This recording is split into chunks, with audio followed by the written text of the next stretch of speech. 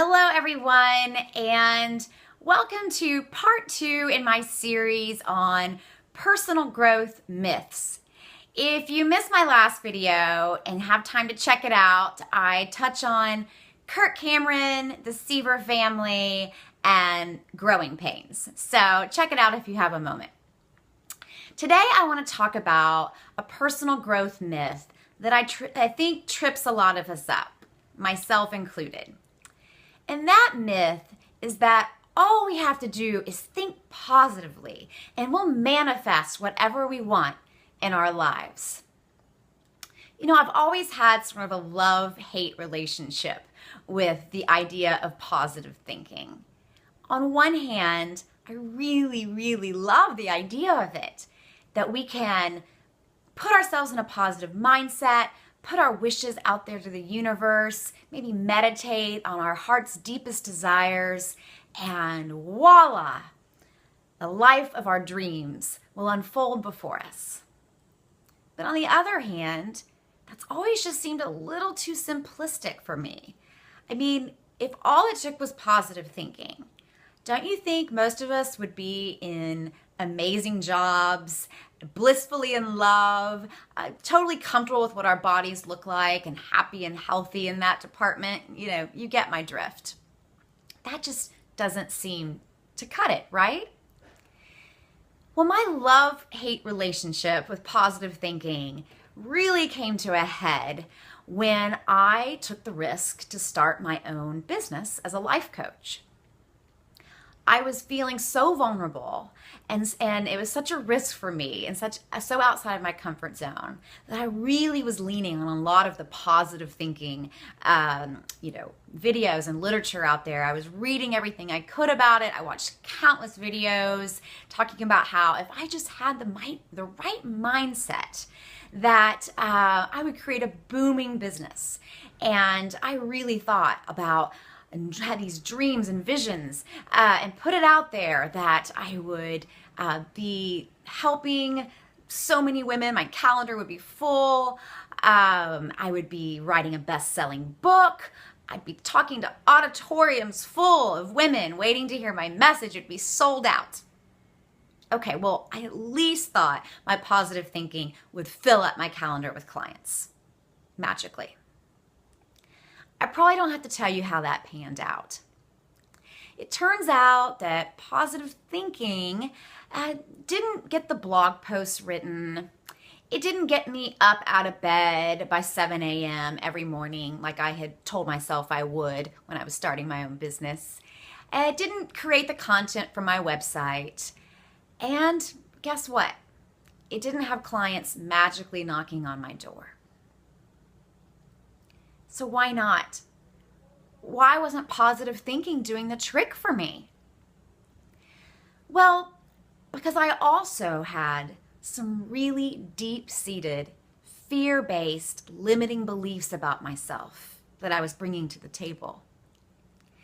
And an especially unhealthy one when it came to building my own business was that when the going got tough, I wouldn't be able to handle it.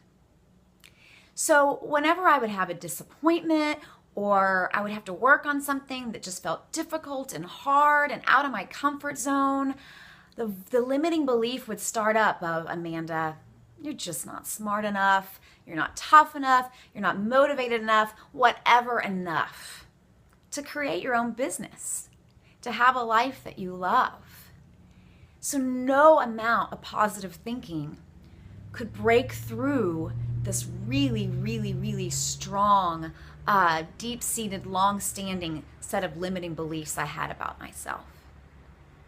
So I had to get to work and I had to develop some awareness and decide that I was going to really get honest about some of those things I had told myself and whether they were true or not.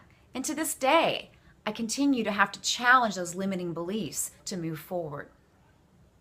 So when I'm talking to my clients and they're frustrated and disappointed that they're not moving closer to their goals, positive thinking just ain't enough.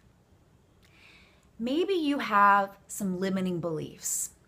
Perhaps you don't feel like you truly are lovable enough to have the kind of relationship that you want.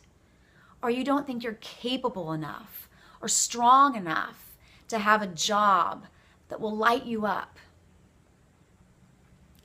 It's not productive to sit around and beat yourself up and tell yourself that you're lazy. You know, I once had a mentor who said that she doesn't believe that people are just lazy, that there is always something deeper behind that laziness. And I've come to believe that's true.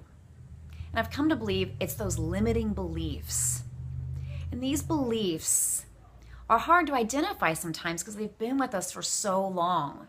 Sometimes we picked them up in our childhood, or some past disappointments have created these beliefs. So if you're working toward trying to be healthier, trying to maybe get a new job, or just choose better relationships that bring out the best in you, and you feel like you just can't get there by thinking positively, you're right. So I encourage you to really spend some time thinking about what it really is you're telling yourself about why you can't have what you want. And of course, if you need any help in this process, I would be glad to help you identify them, wrestle with them, and do some truth checking on these limiting beliefs that are holding you back. If I can be of help to you, please find me at lifecoachamanda.com or shoot me an email at coachingwithamanda@gmail.com. If you can get in touch with your limiting beliefs and have a positive mindset, you will be unstoppable. Thanks for watching, and I'll be back with myth number 3, so stay tuned. Thank you.